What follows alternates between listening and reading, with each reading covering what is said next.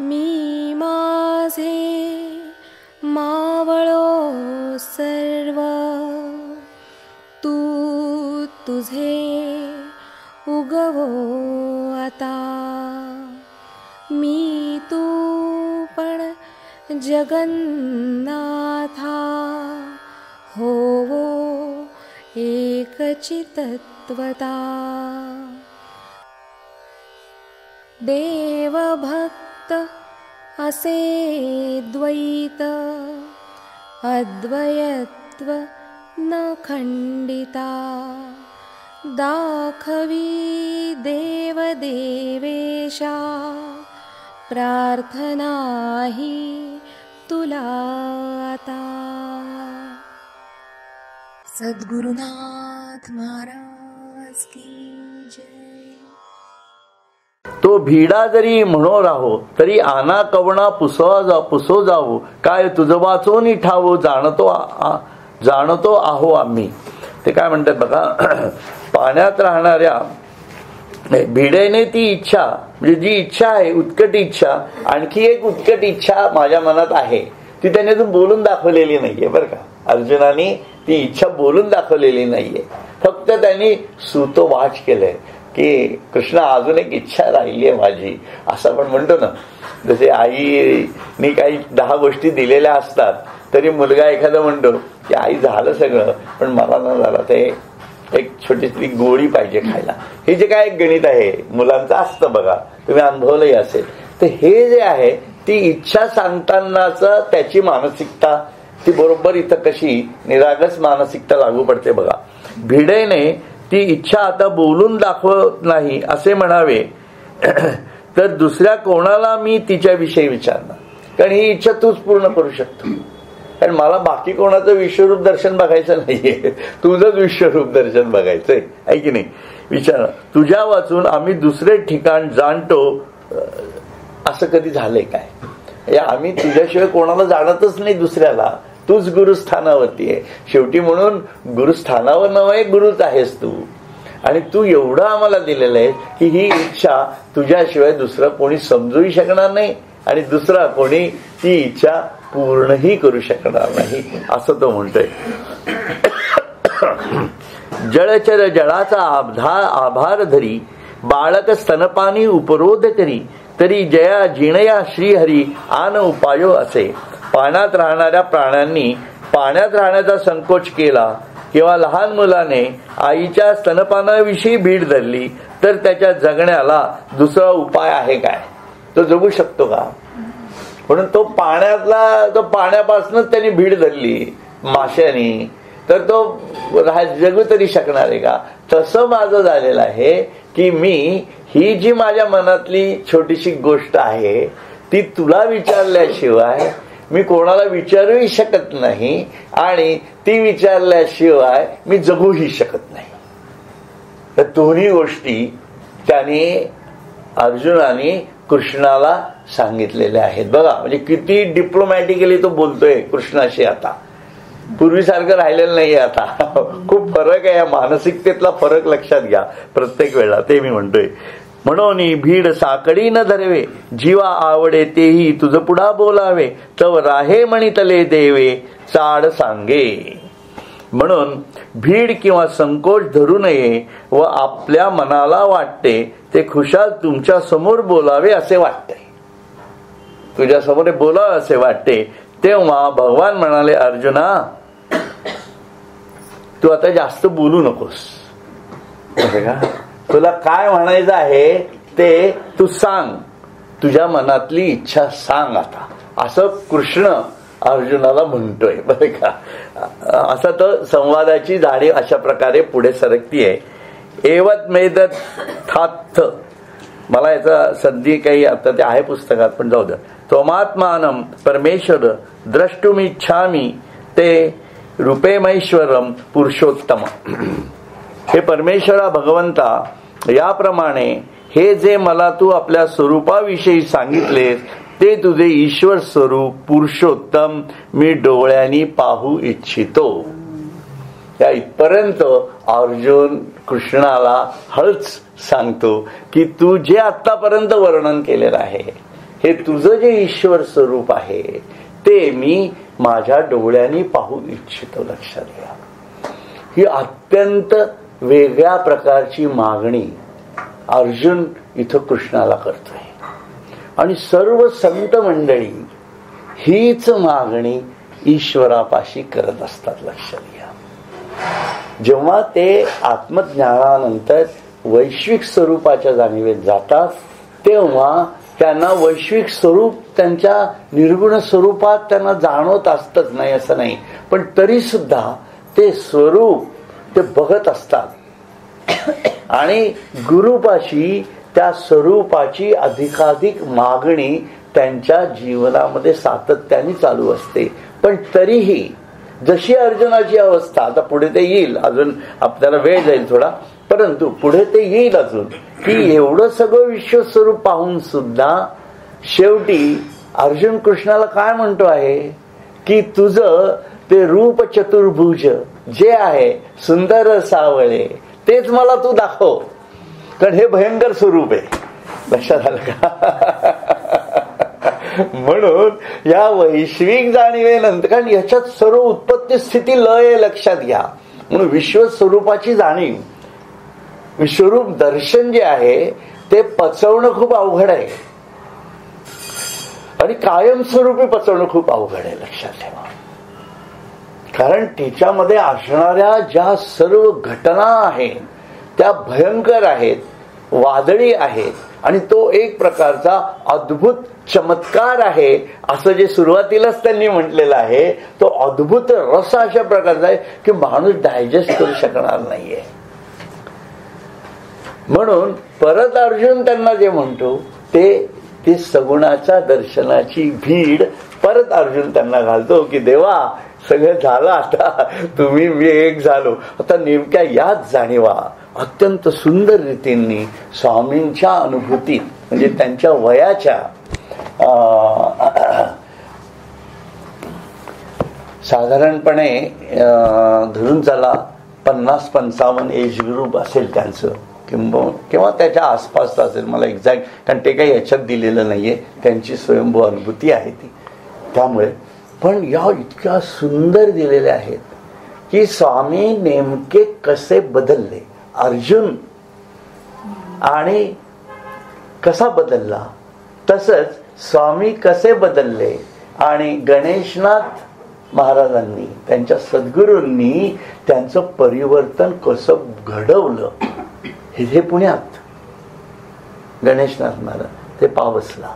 लक्षात घ्या, परंतु या जाणीवा कशा प्रकारे बदलत गेल्या आणि मग जे वैश्विक स्वरूपाचं ज्ञान स्वामींना जे झालेलं आहे ते त्यांनी सद्गुरूला नवरत्न हार या भूमिकेतनं समर्पित केलेलं आहे. म्हणजे हे कसं समन्वय आहे बघा, हा लक्षात घ्या, एक प्रकारचा समन्वय म्हणून ती भूमिका आपण जर लक्षात घेतली तर आपल्याला हे अत्यंत महत्वाचं असं स्वामींच्या जीवनातलं काव्य आहे. किंबहुना त्यांची आध्यात्मिक भूमिका जी त्यांनी त्यांच्या जीवनामध्ये याची देही याची डोळा प्राप्त केली त्याचं सुंदर वर्णन त्यांनी सद्गुरूंना समर्पित केलंय. आणि त्यावेळेला ते स्वामी स्वरूपानंद म्हणून खूप मोठ्या प्रकाशातही नव्हते. लक्षात घ्या, हा प्रवास नंतरचा आहे सर्व, जो आपल्याला म्हणजे मी तर 68 साली पाहिलं त्यांना प्राथमिक, आलं लक्षात. त्यावेळेला मला काय कळत होतं काय नव्हतं माझं मलाच माहित नाही आता. परंतु ती जाणीव त्यांची, म्हणजे मला आता असं वाटतं की जसं अर्जुनाला वाटत होतं की मी या स्वामींची त्यांची सेवा करत होतो तेव्हा कसा वागलो, ही जाणीव येते ना. अर्जुनाला आली नव्हती की एवढ्या या कृष्णाला माझ्या बरोबर, मला माहिती नव्हतं हे परब्रह्म आहे, परंतु याच्याशी मी काय हास्य विनोद करत होतो, याची चेष्टाही करत होतो, हे त्याचा मित्र सख्य भावामधला होता तो, तेव्हा त्याला ते ज्ञान नव्हतं. तसंच म्हणून जाणतेनी गुरु भजिते म्हटलं जातं ना, त्याचं कारण हे आहे की गुरु समजला पाहिजे. गुरुचं स्वरूप जोपर्यंत कळत नाही ना तोपर्यंत गुरु हा आहेत, आमचे गुरु बसलेत तिथं, एवढंच जाणीव असते. याच्या पलीकडे हेच जाणीव जीवात्म्याची आहे, लक्षात ठेवा. त्याला स्वतःच्या जीवनामध्ये आनंद वाटत असतो. म्हणजे गुरुचं स्मरण करत नाही अशातला भाग नाहीये. तो गुरु स्मरण करत असतो, परंतु त्याची जी जाणीव आहे की नाही की आता गुरुशिवाय पर्याय नाही, हे तयार होणं अत्यंत महत्वाचं आहे. आणि हे स्वामींच्या जीवनात कसं घडलं हे आपल्या इथून लक्षात येईल. बघा स्वामी काय म्हणतात बघा. त्याचे 3 टप्पे दिलेले आहेत. म्हणजे माझा मी जो काय अभ्यास केला त्याच्यावरनं लिहिलंय त्याप्रमाणे की स्वामी त्यांच्या गुरूंकडे कसे बघत होते. बघा हा प्राथमिक भाग आहे. कारण कृष्णाकडे अर्जुन कसा बघायला लागला हे आपण पाहिलं, पण आपण आपल्या गुरूंकडे कसं बघायचं. स्वामी कसे बघत होते बघा. जय जय जी जगदात्मया सच्चिदानंद सूर्या. बघा तीच उपमा इथे जय जय जी जगदात्मया सच्चिदानंद सूर्या स्वामी समर्था सद्गुरुराया गणेश रूपा करोनी आत्मत्वे वंदन घातले चरणी लोटांगण सहजाले लीनपण कृपा बळे असं म्हणतात. म्हणजे जय जय जी जगदात्मया म्हणजे एकदा जय करून म्हणत नाहीये, जय जय जी. इतकं त्यांचा जय जयकार म्हणजे त्यांच्या मानसिकतेमध्ये सद्गुरूची जाणीव भरल्या गेलेली आहे. आणि कशी आहे, जगत आत्मया, जगत स्वरूपामधली आत्मस्वरूपातली जाणीव जी सच्चिदानंद सूर्या सच्चित आनंद स्वरूपातला सूर्य म्हणजे प्रकाश आला ना, तो प्रकाश. हा सच्चिदानंद सूर्य जो आहे हा अत्यंत विलक्षण प्रकारचा सूर्य आहे, लक्षात ठेवा. आणि हे स्वरूपच ईश्वराचं असतं, परब्रह्माचं सच्चित आनंद. लक्षात आलं, हे सच्चिदानंद स्वरूप असतं.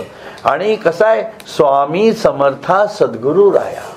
म्हणजे आता गुरूंना ते कशा प्रकारे समजून घेतलं बघा त्यांनी की हे समर्थ, सर्वांचे स्वामी, जगदाचे स्वामी, सच्चिदानंद स्वरूप, जगदाचे स्वरूप आणि सद्गुरु स्वरूप असणारे, कारण ते माझे आहेत. आणि त्यांचं रूप कसं आहे, गणेश रूपा. गणेश बाबा महाराज गणेशनाथ या दृष्टीने त्यांनी श्लेष साधला त्याच्यात. आणि गणेश स्वरूपातले, ज्ञान स्वरूपातले, म्हणजे परत ज्ञानाला केवढं महत्व आलं बघा.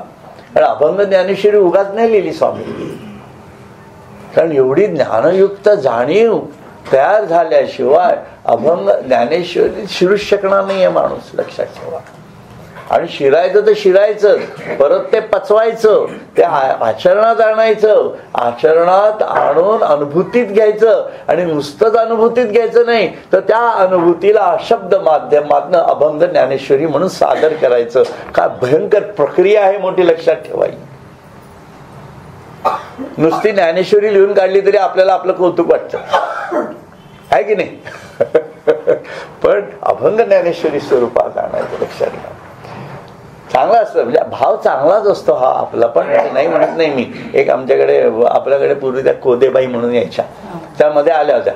त्यांनी गजानन महाराजांचं संपूर्ण 21 अध्याय जसेच्या तसे गजानन विजय मधले लिहून माझ्याकडे आणून दिले आणि इथं समर्पण करायचं म्हणून दिले. भाव चांगला आहे त्यांचा, परंतु सांगण्याचा हेतू काय, पण हीच गजानन महाराजांची पोथी. मी त्यांना हेच सांगितलं की ज्ञानयुक्त जाणीवेतून तुम्ही स्वयंभू अनुभवात घ्या आणि स्वतंत्र लिहा, तुम्हाला काय जाणवत आहे ते. गजानन महाराज हे महत्वाचं आहे ना, हे अत्यंत महत्वाचं, कारण ते रिचलं पाहिजे, ते रुजलं पाहिजे, हे महत्वाचं आहे. त्यातलं ही भूमिका आहे. करोनी आत्मत्वे वंदन. म्हणून अशा त्या जगदात्मयाला माझ्या आत्म्याच्या जाणीवेतून मी वंदन करतो आहे. आणि त्यामुळे त्या आत्मत्वे वंदन आहे. शरीराने लोटांगण घालत नाहीये मी, एकाच जागी ध्यानात आहे मी आणि ध्यानात बसून लोटांगण घालतोय. काय कल्पना आहे बघा. ध्यानात लोटांगण घालायचे. घातले चरणी लोटांगण सहज आले लीनपण कृपा बळे. त्यामुळे ही सहजता येते. समर्पणाची भावना, लीनतेची भावना ही सहज प्रक्रिया व्हायला पाहिजे. लक्षात आलं. म्हणून समर्पण वगैरे जे आपण म्हणतो, सरेंडर किंवा हे शब्द जे वापरले जातात, हे काय असे शब्द वापरून सरेंडर येणार आहे का? अरे तू जेव्हा ते अद्भुत पाहतो तेव्हा ऑटोमॅटिक सरेंडर होतो. सांगावं लागत नाही. ती अभिव्यक्ती आहे. बरोबर आहे की नाही? तू स्वतः जेव्हा आत्मदर्शनामध्ये जातो तेव्हा त्या आत्म्याचं पुषण्य कर्षे यमसूर्य जेव्हा पाहतो मी, ते पश्यामी हो सावसो पुरुषा सोहमस्मी. ही केवढी अद्भुत प्रक्रिया आहे. याच्यासाठी समर्पण ही एक म्हणजे वेगळं सांगण्याची गरजच नाही, हे होतच आहे. लक्षात आलं का? कल्याणासाठी हे सांगितल्यानंतर हो आता मला समर्पण करायचं आहे, मग मी रामदास स्वामी म्हणतात म्हणून करतो, असं नाही येते. एवढी बौद्धिक प्रक्रिया नाहीये ती. लक्षात ठेवा. ती उत्स्फूर्त आहे. तो स्फुल्लिंग जेव्हा ज्ञानाचा उजाडतो ना तेव्हा ते समर्पण ऑटोमॅटिक येतं. लक्षात ठेवा. त्याच्यासाठी वेगळ्या जाणीवांची गरज आहे असं मान्य करण्याची गरजच नाहीये. तो एक भाग आहे. पण मी समर्पणासाठी साधना करतो आहे, मी अभिप्सेसाठी साधना करतो आहे, या मूलभूत चुकीच्या गोष्टी आहेत. आणि असं अरविंदांना पण म्हणायचं नाहीये. हे लोकांनी मांडण्याचा प्रयत्न करतायत. तसं नाही येते. काय बरोबर ना? कारण हे सहज प्रक्रिया आहेत या, आहे की नाही? मी आत्म्याच्या जाणीवात जाणं ही माझी इच्छा आहे, ही अभिप्सा आहे. त्यातनं आत्म्यातनं मला त्या जाणीवेत जातो तेव्हा तो पूर्ण समजावा, ही जाणीव, ही अभिप्सा आहे. त्यानंतर वैश्विक जाणीवेत जातो, ही अभिप्सा आहे. ही प्रक्रिया आहे. लक्षात ठेवा. म्हणून या प्रक्रियेच्या मार्गदर्शनातनं आपल्याला पुढे सरकायचं आहे. एनिवे, सहज आले लीनपण कृपा बळे. म्हणून याच्यासाठी ध्येयाची गरज आहे. म्हणून कुठलं ध्येय? जी प्रभू आपुला म्हणितला. जी प्रभू आपुला म्हणितला हे ध्येय आहे. तो प्रभू, ते परब्रह्म, तो निरंजन, तो मला भेटला पाहिजे, ही ध्येयाची जाणीव. आपुला म्हणून, आपुला याचा अर्थ काय? तो माझा झाला पाहिजे. म्हणजे केव्हा होणार? ध्येय असल्याशिवाय होईल का? हे ध्येय आहे. जी प्रभू आपुला म्हणितला तेने काय झालं? संसार मोक्षमय झाला. संसार मोक्षमय झाला. तर स्वामींनी काय संसार केला का आपल्यासारखा? पण आपल्या संसाराच्या कल्पना ज्या आहेत त्या बेसिकली चुकीच्या आहेत. संसाराची जी कल्पना आहे ती संसार म्हणजे मी जन्म घेऊन हा शरीर धारण करून इच्छा वासनांचा जो माझा देह आहे त्या पूर्तीसाठी मी जे काही करतोय तो माझा संसार आहे. तो संसार मोक्षमय करायचा आहे. आपल्याला काय आपल्या पोरांना मोक्षमय करायचं नाहीये का? आपल्या सुनांना मोक्षमय करायचं नाहीये का? आपल्या नवऱ्याला नाही किंवा बायकोला नाही. माझा संसार कुठला हे तर कळलं पाहिजे. बेसिकली किती स्पेसिफिक आहे बघा हे. आणि याच्यासाठी तो परब्रह्म हा माझा व्हायला पाहिजे. जी प्रभू आपुला म्हणतला. केवढी भक्तीची जाणीव आहे बघा याच्यामध्ये. म्हणजे ध्येयात सुद्धा भक्ती कशी भरल्या गेलेली आहे. तर हे शब्द त्याशिवाय येणार नाही. जी प्रभू आपुला म्हणितला जेणे तेने संसार मोक्षमय झाला देखे उन्मेष उदय झाला नित्य नवा. आणि त्या माझ्या ध्येयाच्या जाणीवेतून जसा जसा माझा संसार मोक्षमय होत गेला तसा तसा विविध प्रकारचे उन्मेष माझ्यामध्ये तयार व्हायला लागले. देखे उन्मेष उदय झाला. आणि तोही कसा नित्य नवा. म्हणजे प्रकृतीचं नित्य नूतन स्वरूप प्रत्येक साधनेच्या टप्प्यावरती मला नवीन नवीन जाणीवेतून प्राकट्य अनुभवात यायला लागलं. केवढे शब्द आहेत हे स्वामींचे, केवढं हृदय हे स्वामींचं लक्षात घ्या. देखे उन्मेष उदय झाला नित्य नवा, आणि त्याच्यातनं काय झाला, तुटला विषयांचा लाग. मला काळजीच नाही, कारण तो प्रभू आपुला म्हणितला म्हटल्यानंतर बाकीच्या गोष्टी संपतच गेल्या ना. मला त्याच्यासाठी माझ्या वासना मला कमी करायच्या आहेत, मला माझं हे कमी करायचंय, आसक्ती कमी करायची आहे मला, हे असलं काही भानगडीच नाही. त्या आपोआप तुटणार आहेत. फक्त ध्येय गरजेचं आहे. हे जे मी म्हणतो ना त्याची कारणं ही आहेत. हे स्वामी जगलेत तसे, म्हणून ध्येय फक्त ते ठेवता यायला पाहिजे, बाकीचा विचार करूच नका. तो आपोआप होतोय, तो साधनेचा भाग आहे, ते तुटणारच आहे. कारण ते तुटल्याशिवाय ध्येय प्राप्त होणार नाहीये, इतकं सत्य आहे ते. म्हणून ते ध्येय मत तुटला विषयांचा लाग, निमाला जन्म मरणाचा भाग. म्हणून जन्म आणि मरण या संकल्पनेतनच मी बाहेर पडलोय. काही लोक म्हणतात ना, हा जन्म मृत्यूच्या फेऱ्यातनं बाहेर पडण्यासाठी देवा तू माझ्यावर कृपा कर. अरे देवा कृपा कर म्हणण्यापेक्षा देवा तू माझा हो, ती कृपा ऑटोमॅटिक होतीये. देव एकदा आपला झाला, देव आपला होणं म्हणजे आपण आत्मज्ञानामध्ये शिरणं. लक्षात ठेवा, वेगळं काही नाहीये. देव कुठली कृपा अपेक्षित आहे त्याच्याकडनं आपल्याला, हे असं आहे. म्हणून निमाला जन्म मरणाचा भाग, फिटला जीव दशा पांग सामरस्ये. म्हणून हे जीवात्म्याचं उत्थान माझ्याकडनं झालं, माझ्या जीवात्म्याचं उत्थान झालं. कारण काय झालं की जन्म मरणाचा भाग सुटला आणि जीवदशा आता शिल्लकच राहिली नाही. मी आत्मदशेमध्येच रममाण झालेलो आहे. म्हणून ही आत्मदशा प्राप्त करणं म्हणजेच जी प्रभू आपुला म्हणितला.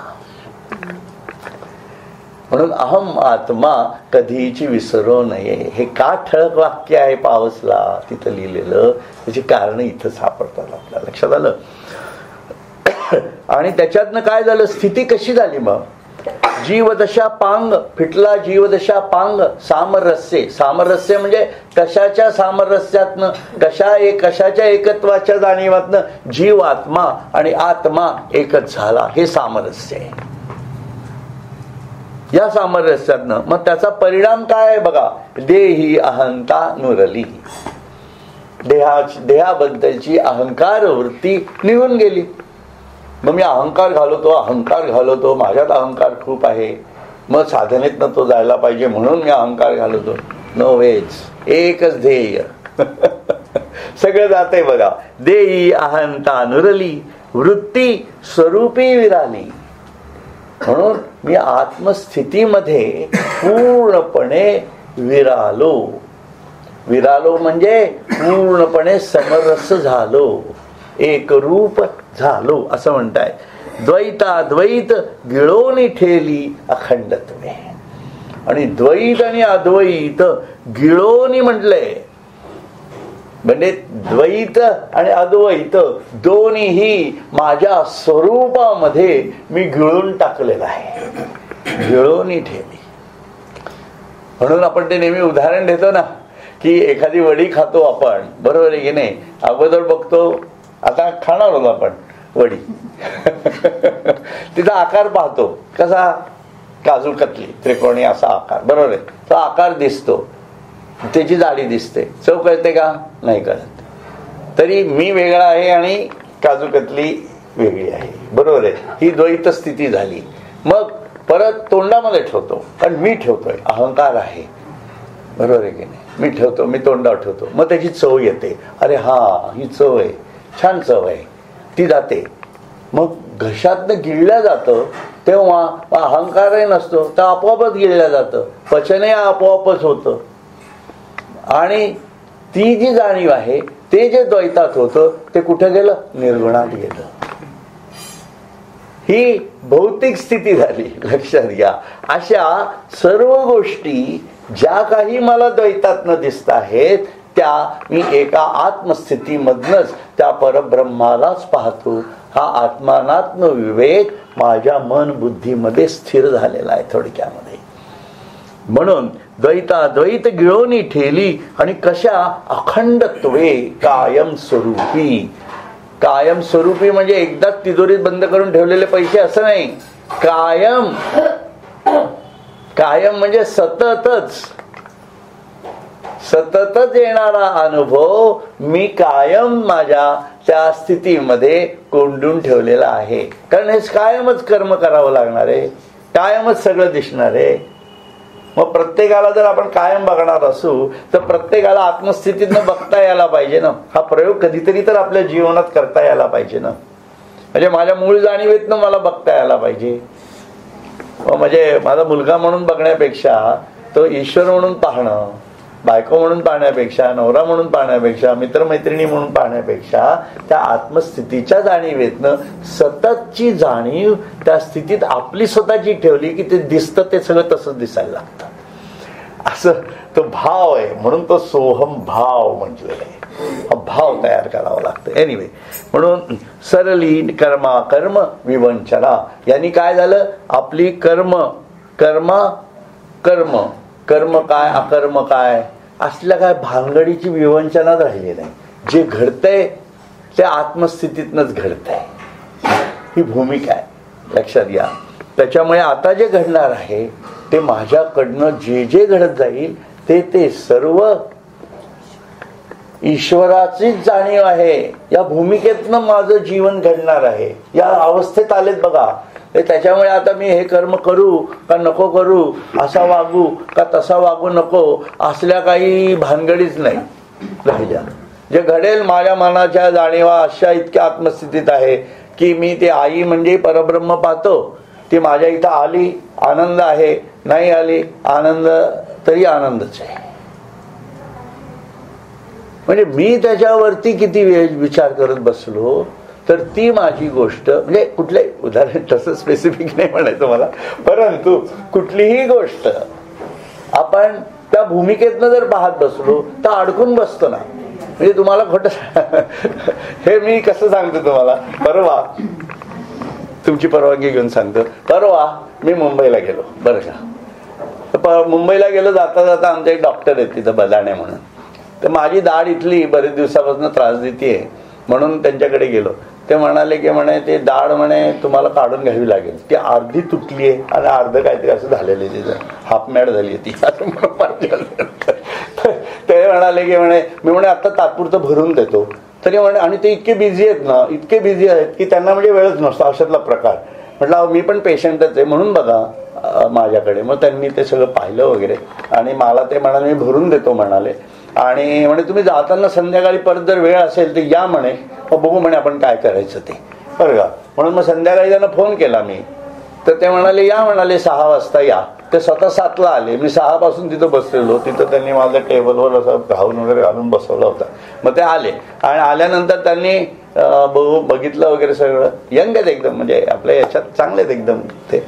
तर त्यांनी हे पाहिलं आणि दिलं नाही इंजेक्शन, इकडनं एक इंजेक्शन दिलं, इथनं एक इंजेक्शन दिलं, बरं का. म्हणजे आता छोटीशी सर्जरी आहे म्हणे, ठीक आहे. मग ते कागदांवर सह्या वगैरे घेतल्या माझ्या, तुम्ही मी गेलो तरी हरकत नाही वगैरे वगैरे, काय जास्त नाही कागद सह्या वगैरे घेतल्या आणि झालं. तर म्हणे ठीक आहे म्हणे कुठला रक्त ग्रुप वगैरे सगळं झालं. मुलं होती तर बाहेर बसली होती मुलं. तर मी आतमध्ये आणि काय नाही अर्धा तास तसंच बसवलं मला. हो काय म्हटलं मला काय कळलं ना, हळूहळू बधीर वगैरे व्हायला लागलं. मग नंतर आले ठक ठक ठक ठक केलं बरं का, कसं काय वाटतंय बरं वाटतंय का वगैरे वगैरे. आणि मग तेवढं हलवलं वगैरे आतनं, काय केलं कळलं नाही पण खाटकीने एकदम बाहेर काढली ना दाढ, लक्षात.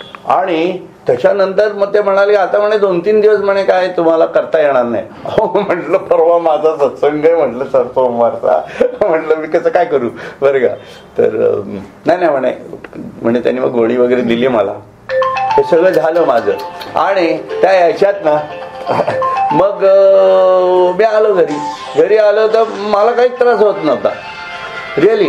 मी त्याच्यानंतर आईस्क्रीम वगैरे पोरं म्हणाले खा म्हणून मग आईस्क्रीम वगैरे खाल्लं वाटेत येताना धाब्यावरती, ते धाबा नाही काय ते मॉलवरती वगैरे, आणि मग घरी आलो, झोपून गेलो.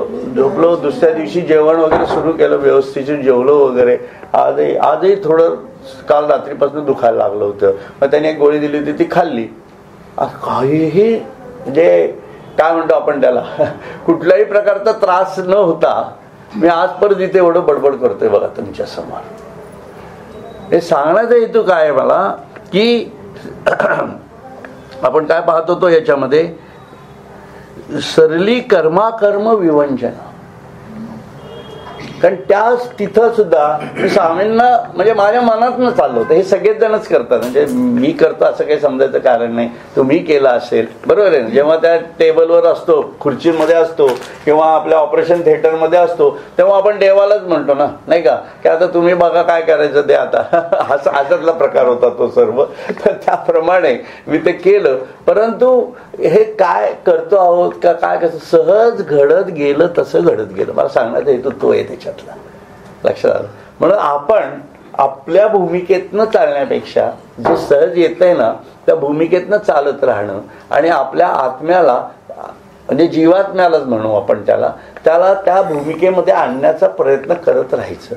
खूप चिंता, खूप काळज्या करत बसलो असतो तरी ही दाढ तशीच राहिली असती माझी, लक्षात घ्या. म्हणून ती योग्य वेळ असते, परमेश्वर दाखवतो, काढून टाक, काय डोक्याला त्रास करून घ्यायचा नाही आपलं, असा प्रकारे लक्षात आलं. कारण या घटना घडणार आहेत, अजून तर काय काय भयंकर घडतील ना. मग प्रत्येक वेळेला आपण काय असं थोडी होणार आहे काही, बरोबर आहे की नाही. मग काय भयंकर घटना घडतात सगळ्या आयुष्यामध्ये. पण तरी आपली जाणीव जी आहे ना, सांगण्याचा हेतू काय, हे आत्मा आपल्याला आपल्याकडनं तो सुखात आहे ना आपला आत्मा, असं बघायचं. आजचं मी जे एक चिंतन लिहिलंय ते तुम्ही जरा सखोल वाचा, म्हणजे तुमच्या लक्षात येईल. मी आता दुपारी लिहिलंय ते, तुम्ही बऱ्याच लोकांनी वाचलं नसेल ते घरी जाऊन वाचा. म्हणजे आत्मा सुखात आहे ना माझा, बस ही जाणीव ठेवायची, लक्षात आलं. असं म्हणताय. म्हणून सरली कर्माकर्म विवंचना की आपैसी साध्य साधना, उरे करोनी अकर्तेपणा ठाईचाची. म्हणून उरे करोनी अकर्तेपणा, हे सर्व करून, उरे करोनी म्हणजे सर्व करून परत मी कशात नाही, ही जी भूमिका आहे ना ती ठाईचाची म्हणजे मी आत्मस्वरूपातच. म्हणून मी ठाई, आपलं ठाई स्वरूप काय आहे, ठाई म्हणजे कायम स्वरूपी आपलं स्वरूप काय आहे. आपण आत्माच्या जाणीवेमध्ये असतो, हे खरं आपलं आत्मस्वरूप आहे आणि हे कायम स्वरूपात आहे. बाकीचं सगळं जे दिसतं आहे हे भ्रमात्मक आहे की नाही. कारण ते कुठल्याच आपल्या सुखदुःखाच्या जाणीवेत येत नाहीत. म्हणजे बाकीच्या भ्रमात्मक स्वरूपातनं सुखदुःख आपल्यात येतंय, हे खरंय. परंतु ते जाते कुठं, आत्म्याला जाते. आणि आत्मा दाखवतोय ना आपल्याला की ही घटना अशा प्रकारची असते. आता मला ऑपरेशनची भीती आपल्याला का वाटते, त्याचं कारण आहे ना, ते आपल्या आत्माने आपल्याला दाखवून देतो तो की बाबा हे ऑपरेशन असं असतं, यात त्रास होतो, मग तू काळजीपूर्वक कर, काळजी घे, बरोबर. हे मार्गदर्शन कोणाचं आहे, आत्म्याचं आहे. हे अनुभवातनं आलेलं लक्षात ठेवा. म्हणून मी सुरुवातीलाच म्हटलं, आपण इंजिनियर होणं, डॉक्टर होणं, वकील होणं, जे काही शिक्षण आहे आपलं ते घेणं, हे सर्व कशातनं आलेलं आहे, आपल्या आत्म्याच्या जाणीवेतनं ती धडपड सुरू झाली. म्हणून अज्ञानातनं ज्ञानाकडे. म्हणून अज्ञानाची गरज आहेच. अज्ञान हे त्याज्य समजायचं कारण नाहीये, परंतु अज्ञानातनं ज्ञानाकडे जाण्याची जाणीव महत्वाची आहे. म्हणून उरे करून या करतेपणा ठाईचाची. आणि पुढे खूप छान दिले, बोली अबोलता झालं. कृष्ण झालं अर्जुनासारखं आता सर्व, बोली अबोलता झालं. आता मला काही बोलण्याचं सारखं काही राहिलंच नाही. सहज सुखे सुखावलो. कृष्णाने जे ज्ञान दिलं, सद्गुरूंनी जे ज्ञान दिलं, त्याने मी इतका सुखावलो आहे. धन्य धन्य देवा पावलो परमसिद्धी. म्हणून देवा ही परमसिद्धी जी आहे, ही निजात्म सत्तेच्या जाणीवेपर्यंत पोचण्याची जी सोहम सिद्धी जी आहे, मी ब्रह्म आहे, ही जी सिद्धी आहे, त्या सिद्धीपर्यंत सद्गुरूंनी कृष्णाने मला आणून पोचतं केलं असं म्हणतायत. आणि त्या सर्वाची अनुभूती स्वरूप जे म्हणतायत ते असं आहे की स्वरूपी विश्वरूप देखले, विश्वरूपी स्वरूप सामावले, स्वरूपा विश्वरूपा आगळे नित्य तत्व. या सर्वाचा परिपाक बॉटम लाईन अनुभूतीची ज्ञानाची जी आहे ती हीच आलेली दिसते इथं पट की स्वरूपी विश्वरूप पाहणं आणि विश्वरूपी स्वरूप पाहणं आणि या व्यतिरिक्त परत ते परब्रह्म वेगळ्या स्तरावरती पण आहेच आहे. म्हणजे ही केवढी भयंकर अनुभूती जी अर्जुनाला कृष्णाने दिली तीच स्वामी स्वरूपानंदांनी त्यांच्या गुरुच्या सान्निध्यातनं प्राप्त केली. लक्षात ठेवा, हे असं काही नाहीये की माणूस हा अगदी कृष्ण आपल्याला हे करणार आहे. सद्गुरूच्या जाणीवेतनं हे कसं घडू शकतं हे समजणं खूप गरजेचं आहे. म्हणून सद्गुरूची गरज आहे. म्हणून ते परत विनवणी करतात आणि स्वामींना त्यांचे भाव किती भरून येतात बघा. स्वामीचा सेवकू जाहलो, स्वामीचा सेवकू जाहलो, तै ये तुले भाग्य लाधलो, त्यामुळे हे मला भाग्य मिळालं. अक्षयपदी लाचावलो ह्याची लागी, म्हणून याच्यासाठीच मी या अक्षय पदासाठी लाचावलो होतो आणि यासाठीच मी त्या प्रभूला आपुला म्हणतला होतो. बघा, जी प्रभू आपुला म्हणतला तिथनं माझ्या स्वरूपाच्या म्हणजे माझ्या इच्छा वासनांच्या जाणीवा कशा तुटत गेल्या आणि मी जीवात्म्याच्या आत्म्यात कसा गेलो, त्या आत्म्यातनं माझ्या स्वरूपाच्या जाणीवेत मी कसा आलो, आत्मज्ञानात कसा आलो आणि त्याच्यातनं विश्वात्मक भाव मी कसा पाहिला आणि त्या विश्वात्मकाच्या भावातनं स्वरूप विश्वात्म भाव एक रूप कशा स्वरूपात आहे हेही मी अनुभवलं आणि परत तो विश्वातीत वेगळाच कसा आहे ते नित्य तत्व हे पण मला समजलं.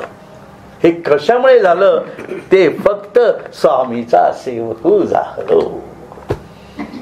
स्वामीचं सेवक होणं, सेवक म्हणजे पाय दाबत बसणं हा सेवकाची व्याख्या नाहीये. त्यांनी सांगितलेल्या साधनेप्रमाणे मी चालणं, ज्ञानेश्वरांनी ज्ञानेश्वरीत सांगितलेल्या साधनेप्रमाणे साधना करत जाणं हे जेव्हा होतं तेव्हा मी सेवकू होतो. तै ये तुले भाग्य लादलो अक्षयपदी लाचावलो ह्याची लागी. म्हणजे इथं पण अहंकार कुठला नाहीच आहे ना. कुठे दिसतोय का याच्यात एक कण तरी अहंकार दिसतोय का तुम्हाला?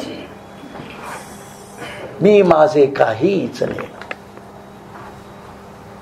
किंवा मी माझे भ्रांतीचे ओझे उतर खालती आधी, हे जे स्वामी म्हणतात त्याची जाणीव इथं तयार होते.